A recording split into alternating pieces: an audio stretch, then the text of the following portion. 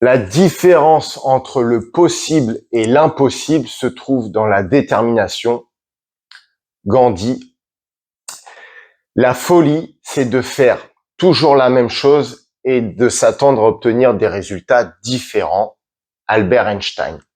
En introduction de cette nouvelle vidéo, deux citations de deux grands personnages pour introduire un petit peu cette nouvelle notion de persévérance du coup et d'essayer de faire des choses différentes, de ne pas s'attendre à avoir des résultats différents si on continue à faire toujours la même chose, ce qui pour Einstein serait une forme de folie. Un petit peu pour mettre les bases de cette nouvelle vidéo, la notion de persévérance, de continuité, ce qui est important. C'est vrai que maintenant, on vit un petit peu dans un monde où on veut tout de suite, sans fournir trop d'efforts. Faut que ce soit facile, faut pas que ce soit trop dur, faut pas que ça te prenne du temps. Bien prendre conscience que toute belle chose, d'une certaine manière, c'est toujours un petit peu du donnant-donnant. Il faut y donner un petit peu de temps, il faut y donner un petit peu d'énergie, il faut y accorder de l'attention, donc une certaine notion justement de détermination, de persévérance et continuer et répéter pour avoir une différence, pour en tout cas réussir à transformer une situation qui pourrait sembler impossible en possible. Voilà cette notion de persévérance et de détermination, de répétition de l'effort. Et c'est vrai que dans un monde où on nous habitue à tout va vite, nos portables, nos connexions Internet, tout va de plus en plus vite. Voilà, on prend notre portable, on commande sur Internet, le lendemain on est livré, etc., etc. Moi, je vais aborder un petit peu cette vidéo d'un angle de vue un petit peu de la santé, un petit peu du bien-être, la santé, un certain équilibre physique, énergétique, émotionnel, mental. Et ben ça prend du temps. C'est ça un petit peu la dichotomie dans laquelle nous vivons, dans ce monde où tout va très vite, où tout va comme ça d'une certaine manière. On prend notre téléphone, là je pourrais prendre mon téléphone et appeler l'autre bout de la planète et être en relation, voire même l'avoir en visio. Donc cette habitude qu'on nous donne à tout va vite, tout va très vite, tout est d'une certaine manière instantané, et ce principe un petit peu de la santé, où là, malheureusement, on revient à des choses plus traditionnelles, plus à l'ancienne, plus ancestrales d'une certaine manière, où il faut du temps, et on est bien tous conscients que, par exemple, pour faire un bon plat, un grand chef vous le dira, ça demande du temps, que ce soit du temps d'apprentissage et du temps après de mise en pratique, de cuisine. Pour faire une belle voiture, prenons l'exemple de la voiture, il faut du temps. Pareil, on peut sortir des voitures d'usine très rapidement à la chaîne. L'avantage que ça a de diminuer les coûts, mais aussi malheureusement souvent de diminuer la qualité, et d'autres types de voitures qui vont être plus chères, mais aussi plus qualitatifs, parce que plus de choses fait à la main, fait par un être humain, fait de manière individuelle. Et on en vient toujours un petit peu à cette notion de grande distribution, de maximisation des choses, et cette notion un petit peu individuelle, de cours individuels, de choses individuelles. Comme on a des cours collectifs, on a des cours individuels, et ben un petit peu cette même chose pour la santé, prendre en compte que la santé, c'est quelque chose qui prend du temps, où il faut y consacrer du temps, de l'énergie, de l'attention. Et c'est vrai qu'on vit maintenant dans un monde où on nous apprend un petit peu ce fameux one shot, on veut tout de suite, on veut tout très vite, on veut tout en un coup, et on veut y mettre le moins d'efforts, le moins de temps, le moins d'argent possible, et notamment au niveau de la santé.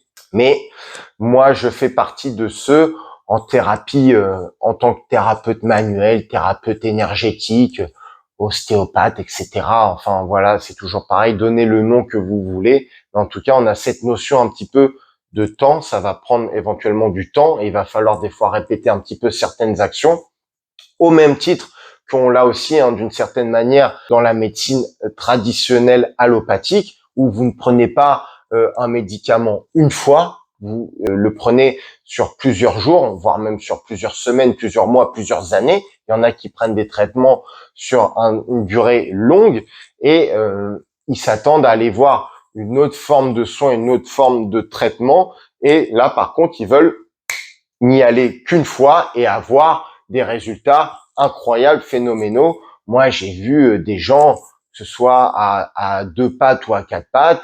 Ils arrivent généralement avec un, deux, voire même des fois pléthore de problèmes et des problèmes des fois qui sont là depuis X temps, et ils veulent que en une séance on règle tout. Et ben malheureusement, d'où ce fameux one shot. Je vous explique d'une certaine manière. Et ben le one shot, des fois ça marche. Moi j'ai quand même tendance à me méfier de ces fameux cas miraculeux où parce que pour la personne ou l'animal avait une bonne sensibilité, parce que tout a bien matché, tout a été en bonne adéquation, les planètes d'une certaine manière, on pourrait prendre cette image-là, cette parallèle, les planètes, tout était bien aligné et on a réussi à faire une certaine forme de miracle. Les gens vous disent oh vous avez fait des miracles. Moi je me méfie des miracles parce qu'après les gens ne s'attendent qu'à ça. Ils veulent des miracles et ils attendent. Voilà, des problèmes qui sont installés, quel que soit le problème, hein, émotionnel, mental, énergétique, physique, des problèmes à différents niveaux qui sont là depuis un laps de temps plus ou moins long et ils veulent tout régler en une fois. Et là, c'est compliqué. Là, c'est très compliqué. C'est là où, malheureusement, parfois, les gens ne persévèrent pas. Ils abandonnent. Et malheureusement aussi, j'en suis conscient, hein, ça a un coût. Votre santé, même allopathique traditionnelle, chirurgicale, etc., même si on a en France cette fameuse carte vitale qui nous permet d'avoir certains soins. Alors, moi, j'aime pas le terme gratuit. C'est pas gratuit. On le sait très bien en France, on le paye de manière indirecte. Alors, c'est sûr que pas directement. La majeure partie de nos soins vont être remboursés ou alors, il faut quand même, dans beaucoup de cas, avoir une mutuelle complémentaire pour avoir un complément de soins. Mais c'est pareil. Donc, du coup, on paye une mutuelle et ce n'est pas gratuit non plus. Mais même nos soins pris en compte par la carte vitale, pris en charge par la carte vitale, et d'une certaine manière, on les paye hein, dans les nombreuses taxes auxquelles nous sommes assujettis, dans nos impôts, etc. En France, on connaît bien un petit peu le principe, on aime bien parler de l'imposition, on aime bien parler des différentes taxes, et il n'y a pas de souci, on peut en parler, et je pense même que c'est bon d'en parler, qu'on ne me dise pas d'une certaine manière que la santé en France est gratuite. Et de toute façon, on le sait très bien, il n'y a rien de gratuit, et quand c'est gratuit, c'est que c'est vous le produit. Hein. C'est un adage qui est bien connu, quand c'est gratuit, c'est que c'est vous le produit. Donc faire attention un petit peu à cette incohérence qu'on peut avoir, c'est pas parce qu'on paye pas directement à la sortie que c'est gratuit, on le paye de manière indirecte. Même pour les soins dits parallèles, médecine parallèle, etc., thérapie parallèle, et oui, là on paye directement, mais c'est comme ça. C'est pas moi qui fais les règles du jeu, mais je fais partie intégrante du jeu, mais je ne fais pas les règles. Alors, pour revenir un petit peu à cette notion de persévérance, on avait déjà peut-être entendu parler, et je vous le redirai un petit peu, je vais me permettre de vous le redire. On le connaît, c'est un processus connu d'apprentissage où il faut répéter. Hein. On entend souvent nombre 21 qui revient 3 semaines, 3 fois 7, donc 21 jours d'apprentissage. Il y en a qui diront même 28 jours, un cycle lunaire pour ancrer de nouvelles habitudes, créer un nouveau schéma de pensée, un nouveau schéma d'apprentissage, voilà, de nouvelles habitudes, quelles qu'elles soient, que ce soit pour apprendre quelque chose au niveau intellectuel ou pour prendre de nouvelles habitudes, par exemple, aller au sport, aller changer ses habitudes alimentaires, etc. Là, il faut une certaine forme de persévérance, une certaine forme de créer de nouveaux ancrages, de nouvelles habitudes, de nouveaux chemins de pensée. Prendre en compte, je vais rebondir sur la notion de sport et d'alimentation pour un petit peu pointer cette notion de one shot qui là sera parlant, qui vous parlera peut-être plus, mais on ne peut pas s'attendre à des changements. Par exemple, si on se met à faire du sport, que ce soit à la maison ou dans un club de sport quel qu'il soit ou en allant à la salle de sport, et s'attendre à avoir des changements miraculeux, incroyables avec une seule séance, ou devenir champion dans un sport quelconque avec une séance ou un cours. Il semblerait que, ou alors vous fassiez partie d'une exception, mais dans la majeure, voire dans la quasi-totalité des cas, il va falloir persévérer, que ce soit dans la pratique d'une activité sportive pour bien la maîtriser, bien l'apprendre, bien la connaître, ou pratiquer le sport régulièrement, quel qu'il soit, dans l'objectif de perte de poids, de modification de son apparence physique, et ça passera aussi pareil par l'alimentation. Et donc, vous ne pouvez pas vous attendre, mettons, à perdre un nombre important de kilos en modifiant sur 7 jours de votre semaine un seul repas par semaine. Il semblerait que, je ne veux pas vous décevoir, mais il semblerait quand même que vous ayez peu de chances d'atteindre vos objectifs si vous ne persévérez pas dans le sport ou si vous ne persévérez pas dans vos changements d'habitudes alimentaires. Si vous voulez modifier votre physique, que ce soit perte de poids, prise de masse musculaire, etc. Là, ce sera parlant pour, j'espère, la majorité, voire l'entièreté qui vont voir cette vidéo, hein. Mais c'est un petit peu pareil. Avec cette notion, là, on va tourner un petit peu autour de la santé, prendre conscience que la santé, le bien-être, un équilibre physique, énergétique, émotionnel, mental, ça va passer par une certaine notion de persévérance, une certaine notion de répétition dans différentes actions pour être le plus équilibré possible, tout en faisant attention à une certaine forme de stress ou à une certaine forme de pression qu'on pourrait se mettre dans l'objectif de remplir le plus rapidement ses objectifs qu'on s'est fixés. Faire attention, le stress, la pression. Alors, il y a pareil le bon et le mauvais stress, mais ne pas se mettre un stress outre mesure ou une pression outre mesure qui pourrait être délétère, quel que soit l'objectif à atteindre. Il est bon d'avoir un objectif, une vision d'avenir, un but à atteindre, sans pour autant se mettre trop la pression au niveau du temps. Chaque personne, chaque individu étant différent, on n'arrivera pas forcément du point A au point B, tous à la même vitesse et tous en empruntant le même chemin, d'où l'adage « tous les chemins mènent à Rome ». On va forcément arriver à Rome si on se fixe le but d'aller à Rome, mais on n'empruntera pas tous le même chemin. Le but étant de garder d'une certaine manière le cap, l'objectif, ce que l'on souhaite atteindre. Et d'une certaine manière, c'est toujours avec cet axe de régularité qui va payer. Et on pourrait le voir aussi d'une manière un petit peu différente pour cette notion de répétition, mettons, de choses qui ne marchent pas, où vous répétez toujours la même chose, hein. Pour reprendre l'expression d'Albert Einstein, la folie, la définition de la folie, c'est de répéter toujours les mêmes choses et de s'attendre à un résultat différent. C'est comme si vous prenez une équation, quelle qu'elle soit, avec plusieurs variables, avec plusieurs chiffres. Si vous ne changez rien dans cette équation, le résultat à la fin, il sera toujours le même. 1 plus 1 fera toujours 2. 2 plus 2 feront toujours 4, etc., etc. Donc, il faut savoir changer des chiffres, des valeurs dans l'équation, des symboles pour avoir un résultat à la fin différent.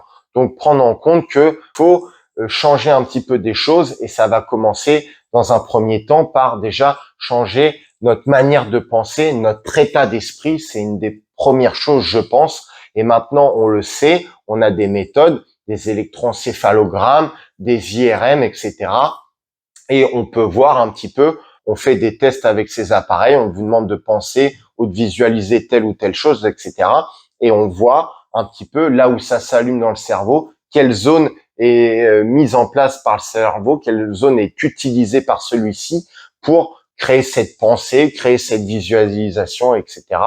Chaque pensée, chaque manière de penser, chaque manière d'agir va avoir un circuit neuronal, un schéma neuronal qui va entreprendre plusieurs neurones. Voilà. La pensée a toujours d'une certaine manière la finalité de venir stimuler nos neurones de manière électrique, même si on peut avoir cette notion un petit peu d'inconscient collectif, et c'est aussi ça, il y a beaucoup de recherches en neurosciences, etc., de savoir un petit peu d'où viennent les pensées, et donc on a pu le voir, ce fameux inconscient collectif, par le biais des travaux de Jung ou aussi par le biais de l'expérience du centième singe. On peut avoir des choses comme ça qui nous viennent de l'extérieur, on ne sait pas trop d'où, d'une certaine forme d'inconscient collectif, mais la finalité étant toujours de passer par l'individu et donc de stimuler ces neurones, de stimuler le système électrique pour créer la pensée ou stimuler la mémoire, parce que la mémoire a aussi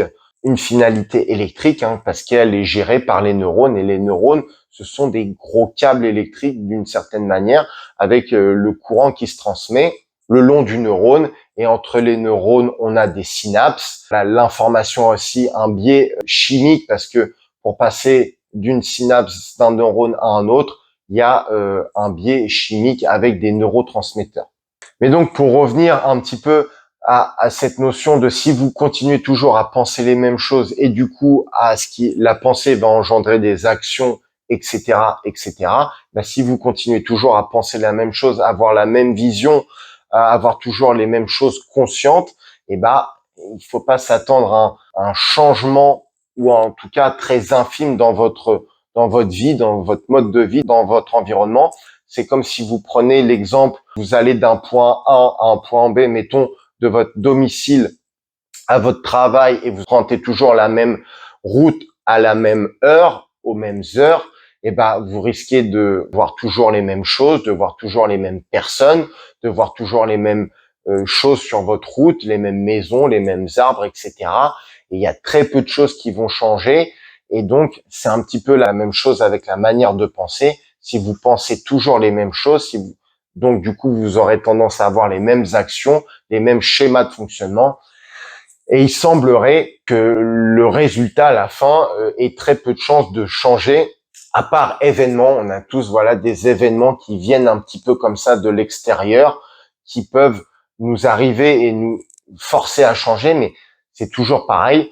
Si on reste bloqué dans le même schéma de pensée, si on ne veut pas prendre conscience de certaines choses, d'où l'importance de prendre conscience et de mettre en lumière, d'aller chercher dans son inconscient et de prendre conscience de son inconscient, de faire venir de l'inconscient au conscient.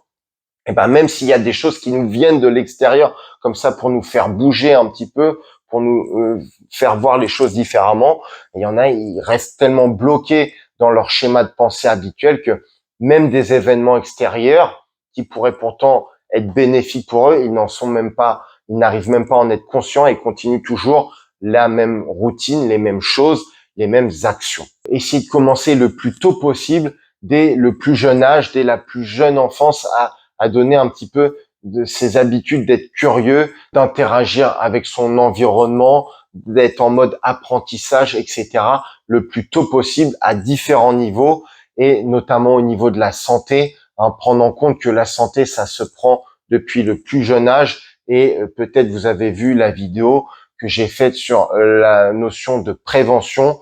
Je peux en reparler un petit peu dans cette vidéo. On va prendre en compte que la santé, c'est quelque chose qui s'entretient depuis le plus jeune âge, ne pas attendre que les choses commencent à capoter, de ne pas attendre à avoir trop de problèmes qui s'accumulent pour s'en occuper. Et parce que les gens arrivent toujours, ah oui, tout allait bien, et puis là, du jour au lendemain, j'ai une douleur qui s'est déclarée, j'ai un problème qui s'est déclaré, quel qu'il soit. Mais c'est un petit peu ça qui est dur à faire prendre en compte aux gens, c'est que oui, ils ont eu la manifestation, ils ont eu cette sensation un petit peu de jour au lendemain, mais sauf que si on reprend un peu l'image de la goutte d'eau qui a fait déborder le vase, oui, il y a une goutte d'eau qui a fait déborder le vase, mais on avait déjà une accumulation de plusieurs choses depuis des semaines, des mois, des années, car avant d'avoir une manifestation physique dans le corps, alors après voilà, c'est des généralités, il y en a lequel ça va d'abord passer dans le corps, mais dans beaucoup de cas, on aura déjà un changement au niveau de l'état mental, au niveau de l'état émotionnel, au niveau de l'état énergétique, comme un petit peu un empilement de poupées russes. Et donc après, ça va finir par se manifester dans le corps. Il y en a, bon, ça pourrait être un petit peu l'inverse, ça se manifeste d'abord dans le corps, etc. Chaque individu étant un petit peu différent, chacun ayant une certaine forme de sensibilité, de particularité propre à tel ou tel schéma d'être. Mais en tout cas, il y a toujours un petit peu cette notion d'empilement et la douleur physique peut déjà s'être manifestée de différentes manières avant qu'elle soit physique. On a pu déjà avoir une douleur mentale, une douleur émotionnelle ou sans forcément parler de douleur à ce niveau-là, perturbation, changement d'état, changement de manière d'être, de se sentir au niveau mental, émotionnel ou même une baisse d'énergie, une baisse de forme. Et au bout d'un moment, ça finira par se manifester dans le corps, dans des sensations physiques, de douleur, quelle qu'elle soit, mais c'est souvent quelque chose qu'on traînait depuis plusieurs semaines, plusieurs mois, plusieurs années, même dans beaucoup de cas, c'est déjà des choses qu'on traîne depuis plusieurs années. Moi, je le vois à mon niveau, souvent des problèmes qui se déclenchent, quel que soit le patient à 2 ou 4 pattes, c'est souvent des choses qui vont avoir été décrites. Ah bah oui, on a eu des problèmes. C'est quelque chose qu'il a depuis longtemps, depuis petit. Ou ah bah oui, quand j'étais jeune, j'ai eu tel ou tel problème de santé. Et c'est quelque chose qu'on a maintenu dans le temps parce que le corps a des processus incroyables, notamment le processus d'homéostasie, où le corps va faire tout ce qu'il peut pour rester dans un certain équilibre, va mettre beaucoup de systèmes de compensation en place pour essayer de, comme il peut, de gérer un petit peu les fuites qui peuvent arriver à droite à gauche. Il va coller des pansements, etc. à droite à gauche, mais au bout d'un moment, l'homéostasie ne pourra plus être maintenue. Donc prendre cette notion en compte de préventif et de prendre les choses le plus tôt possible, le plus jeune possible. La santé, le bien-être, un équilibre, ça s'entretient dès le plus jeune âge. Parce que à savoir qu'on n'est pas conscient de tout ce qui nous arrive dans notre environnement, voilà, avec ce fameux principe d'homéostasie et de compensation qui est un phénomène naturel pour le corps.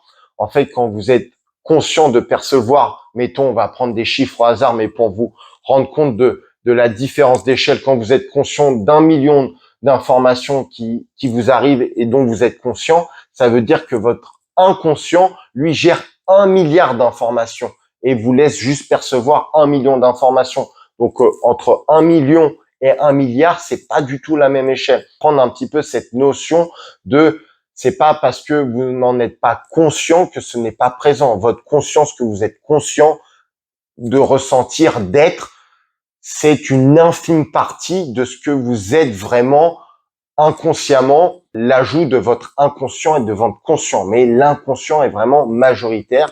Toujours, si on prend l'exemple de notre iceberg, ce qu'on est conscient, c'est la partie émergée, et ce qu'on est inconscient, c'est la partie immergée. Et ce qui est immergé, ce qui est inconscient, que ce soit au niveau mental, émotionnel, énergétique ou physique, eh ben, c'est bien la plus grande partie, c'est bien l'inconscient. Et faire attention, chaque individu va être un petit peu différent, va avoir ses particularités à ce niveau-là, d'homéostasie et de compensation. Il y en a qui ont une grande capacité de tendre à un équilibre permanent, une homéostasie permanente. Le corps arrive à fortement compenser parce que il en a les capacités. On a un corps énergétique qui est assez puissant et qui maintient un petit peu le tout. Mais le problème, c'est que quand on arrive au bout du bout, eh ben, la chute peut être vertigineuse et la remontée peut être longue. Prendre un petit peu cette notion, et c'est vrai qu'en France, c'est un petit peu ça, qui est un petit peu dur des fois à entendre, en tout cas moi à mon niveau, c'est ah bah non, j'ai rien, tout va bien, je suis en pleine forme, ouais, je vais attendre d'avoir des problèmes pour m'en occuper. Les gens en France et dans d'autres pays, hein, malheureusement, entretiennent mieux leur voiture que leur corps. Et voilà, et aussi prendre quelque chose en compte pour cette notion où on n'a pas forcément l'impression qu'il se passe des changements dans notre corps, c'est qu'on est toujours dans notre corps. Nous sommes toujours d'une certaine manière, même quand nous dormons, etc., quand nous vivons au quotidien, nous sommes toujours dans notre corps. Donc, c'est aussi pour ça qu'on a du mal à percevoir ces changements, ces compensations que le corps peut mettre en place, parce que déjà, elles sont infimes et elles sont en majeure partie gérées par notre inconscient, que ce soit au niveau de notre positionnement, de notre compensation, etc. Ce sont des petites modifications infimes, on n'en est pas conscient déjà d'une certaine manière. Et donc, étant aussi toujours présent dans notre corps, nous n'avons pas la sensation de changement. Au même titre que, pour prendre un exemple qui vous parlera peut-être plus, si vous avez un enfant ou un animal qui est tout petit et que il grandit quotidiennement avec vous et vous le quittez pas, vous le voyez tous les jours, etc., bah vous n'allez pas forcément voir le changement. Mais laissez-le pendant 15 jours, pendant qu'il est en train de grandir, et que ce soit votre enfant ou votre chien, votre chat, un animal que vous avez, absentez-vous pendant 15 jours pendant qu'il est en période de croissance. Et vous allez voir les changements. Vous allez dire, oh bah dis donc, qu'est-ce qu'il a grandi. Et vous êtes le père ou la femme et que votre conjoint ou votre conjointe est resté, va dire, bah non, il est toujours, moi je le trouve pas changé parce que lui ou elle sera resté avec et vous vous serez parti et quand vous reviendrez, vous verrez le changement parce que vous ne l'avez pas vu. Vous avez gardé une certaine image de cet individu, de cet être vivant en croissance à un certain moment. Vous l'avez revu, mettons 10, 15 jours, 3 semaines après. Et le souvenir que vous avez et ce que vous voyez là sous vos yeux, il s'est passé du changement. Et donc, cette notion d'absence, mais sauf qu'avec votre corps, vous ne pouvez pas en être conscient car vous êtes toujours dans votre corps. Et donc, on ne quitte pas son corps pour y revenir. Et auquel cas, là, on pourrait peut-être sentir les changements et se dire, oh là oui, faut que je m'occupe de certaines choses parce que là, je sens que ça va pas. Et donc, cette notion aussi qui est peut-être perturbante et j'espère que je l'ai expliqué de manière à ce que vous la compreniez, que vous la visualisiez un petit peu, que vous compreniez un peu ce principe de compensation que vous n'êtes pas conscient parce que vous êtes toujours dans votre corps et c'est aussi parce que ce sont des phénomènes très minimes par-ci par-là, à droite, à gauche, de régulation de tension, de modification de votre centre de gravité, etc., qui fait que on n'en est pas forcément conscient, c'est tellement infime déjà, et en plus, comme on est toujours dans notre corps, on ne sent pas le changement. En tout cas, un petit peu pour cette vidéo sur cette notion de persévérance, la différence entre l'impossible et l'impossible se trouve dans la détermination, donc le fait d'être déterminé, d'entreprendre une nouvelle action, quelle qu'elle soit, quel que soit l'objectif, mais dès que vous entreprenez quelque chose de nouveau, pour un nouvel objectif du changement dans votre vie, il ne faut pas s'attendre à ce soit instantané. Cette dichotomie avec le monde dans lequel nous vivons, où tout va de plus en plus vite, mais la santé, le bien-être, ça prend du temps. Comme je l'ai dit, comme pour un bon plat, comme pour tout, comme pour un beau vêtement sur mesure, comme pour une belle voiture, comme pour tout ce qui prend du temps, une belle relation, que ce soit sentimentale ou amicale, ça prend du temps de créer de belles choses. La santé, le bien-être, pareil, ça prend du temps. Faut un petit peu accepter que ce sera pas forcément du one shot et ce sera pas forcément parce que vous le faites une fois qu'il faut pas le répéter régulièrement. Après, tout dépend de ce que c'est. Par exemple, une bonne alimentation, c'est régulièrement, quotidiennement. Du sport, pareil, c'est hebdomadairement, peut-être pas quotidiennement, mais très régulièrement, plusieurs fois par semaine. En fonction de l'action, c'est plus ou moins régulièrement, plus ou moins quotidiennement. Tout dépend de l'action en question, tout dépend de l'objectif en question, tout dépendra aussi de comment vous utilisez votre corps, quelles sont vos particularités, de là où vous partez, etc. Est-ce qu'on a du surpoids, est-ce qu'on n'a pas de surpoids, est-ce qu'on a des sensibilités, quels sont les points forts, quels sont les points faibles. Beaucoup de choses à prendre en compte. Ça pourrait paraître simple, mais c'est extrêmement complexe mis bout à bout, cette notion de persévérance. Ne pas s'attendre à des changements différents, ne pas s'attendre à avoir des résultats différents si vous continuez à penser, à faire les mêmes choses. Si vous voulez qu'il y ait des choses qui changent dans votre vie, il faut changer des choses dans votre vie. Rappel, la folie, c'est de continuer à faire les mêmes choses et de s'attendre à des résultats différents. S'il vous plaît, je vous le demande, arrêtez d'une certaine manière votre folie. Si vous voulez qu'il y ait des choses qui changent dans votre vie, changez des choses dans votre vie, soyez persévérants, continuez vos actions. Ça peut un petit peu être inconfortable au début. En plus, cette notion de sortir un petit peu de sa zone de confort, ce sera le sujet d'une autre vidéo, cette notion d'un petit peu de sortir de sa zone de confort. Mais tout changement peut passer par une période un petit peu de flottement, de changement justement, et qui peut être plus ou moins inconfortable à différents niveaux. C'est toujours pareil, émotionnel, mental, énergétique, physique. On a d'une certaine manière rien sans rien. Il faut être capable des fois de donner un petit peu pour recevoir, être capable un petit peu d'accepter un certain mal-être, un certain changement, une certaine inconfort, douleur, pour employer des termes un peu forts, mais plutôt inconfort pour obtenir quelque chose de différent. J'espère que vous avez compris ce que je voulais dire, vous en avez capté certaines choses et en tout cas, je vous souhaite une très bonne journée, un très bon rééquilibrage et à bientôt. Merci pour votre écoute et comme le dit l'adage, qu'on parle de moi en bien ou qu'on parle de moi en mal, le principal c'est qu'on parle de moi. Donc n'hésitez pas à partager, à liker, à commenter, à interagir avec cette vidéo. Et pour les plus téméraires, vous pouvez aller faire un petit tour sur le Tipeee. Dans tous les cas, je vous dis à bientôt pour de nouvelles vidéos. Prenez soin de vous. Ciao, ciao.